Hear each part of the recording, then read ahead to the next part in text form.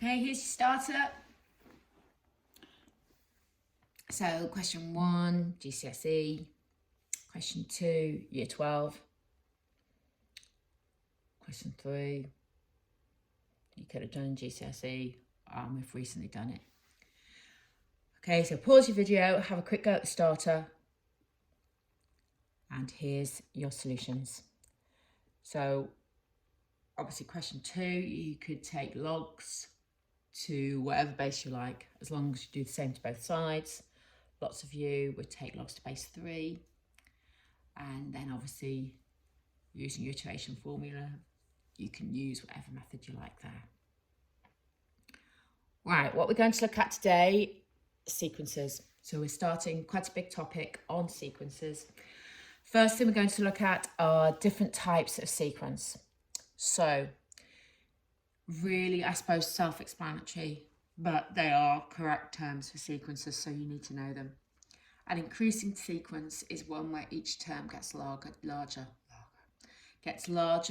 than the previous one. So I've got an example here, 258. It's a sequence, terms are increasing. I'll talk about this notation here in a minute. A decreasing sequence is one for where each term is getting smaller than the previous one. So I've given you an example here, 852, that's a decreasing sequence. And a periodic sequence. Now, periodic sequence is a sequence where the terms start repeating each other after a while.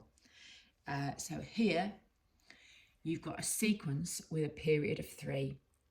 This sequence repeats itself after every 3 terms, 1, 2, 3, 1, 2, 3, 1, 2, 3.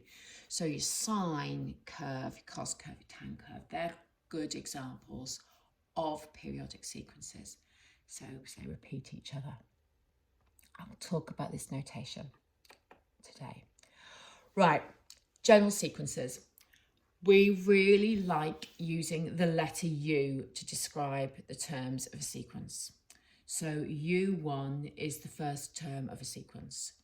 U with a little subscript of an N is the nth term of a sequence. Now at GCSE, you would have just literally written out nth term or the n plus 1th term, whereas you can now use this symbolism. So U with an n plus 1 is your n plus 1th term. So if you go back to this definition here, that's literally saying that the n plus 1th term in the sequence is greater than the nth term of the sequence. The n plus 1th term of a sequence is less than the nth term. And here that sometimes you're going to have the n plus kth term of a sequence is equal to the nth term, where k being how many terms there had to be before it started repeating. Okay, let's have a little bit more look at the general sequences. So we can define sequence 2 in different ways using this notation. First of all, you could define it so that it looks a bit like an iteration formula, only with u's instead of x's. So here we've defined it as getting the next term from the previous term, but for this definition, you have to know the first term. We would call that a recursive definition of a sequence, and you could use your recursion on your calculator. Or you could, and at GCSE, we would have called that a term-to-term rule. We could still call it a term-to-term rule. Here, you've got just the general term, the nth term. And you were used to this quite a lot at GCSE, although not using that symbolism. And here you find the term by just simply using the term number. So the 10th term would just be 5 times 10 plus 3, so 53. And for this, you can use your table function on your calculator. That's called the position to term rule. Right, example 1. Find the first 5 terms of each sequence and describe the behaviour of the sequence. So your first definition is, it's like a recursive definition. It looks a bit like iteration. So you could put that in your calculator in whichever form you like. So you can see I've put that in. So part A, I've got my first 5 terms, 2, 9, 44, 219 and 1094. And you can see that that's an increasing sequence. Right, part B. So I've put my definition there for part B. Now that's more of a position to term rule. So at any stage, you could find the 100th term quite easily. So all you'll do here is put n equals 1 in, n equals 2, n equals 3, n equals 4, n equals 5, and it's generated that sequence. So that you can see is a decreasing sequence. And then lastly, so if we have a look at this sequence here, so again, this is defined recursively or the term to term rule. So you can see you're going 3, a third, 3, a third, 3, a third. Now that's a periodic sequence and it's repeating every two terms. It's got a repeat going on. Right, so here are some questions for you to do. So again, you'll have that PDF there for you. Just genuinely practicing. And these are just a bit more fiddly at the bottom. And here are your answers. Right, example 2. So again, suggest a possible nth term for each of these sequences. So you'll basically, if you define these with u's, you're finding u with that little subscript of n. So let's look at the first sequence. Let's look at A. So you can see, you wouldn't attempt to look at the connection between the fractions. You've got a linear sequence as the numerator. So you find the nth term of your linear sequence for your numerator, and you've got a linear sequence for your denominator. You might remember doing questions like that from GCSE, but it's quite a long time ago.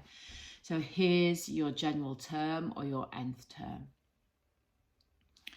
And this next sequence, you can see you're multiplying by a half each time. So I've written it as 1 over 2 to the power n.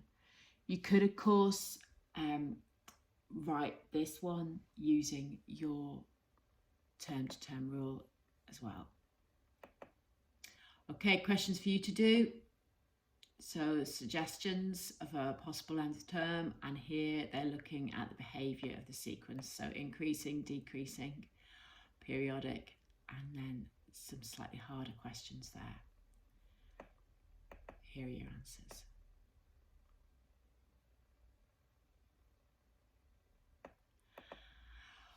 In iteration, we've met the terms convergent and divergent. A sequence converges when its terms approach a particular value. You can see here in this sequence they are approaching. They look like they're approaching 2. A sequence diverges when its terms increase or decrease, like without any limit. So here, just getting bigger and bigger and bigger and bigger and bigger.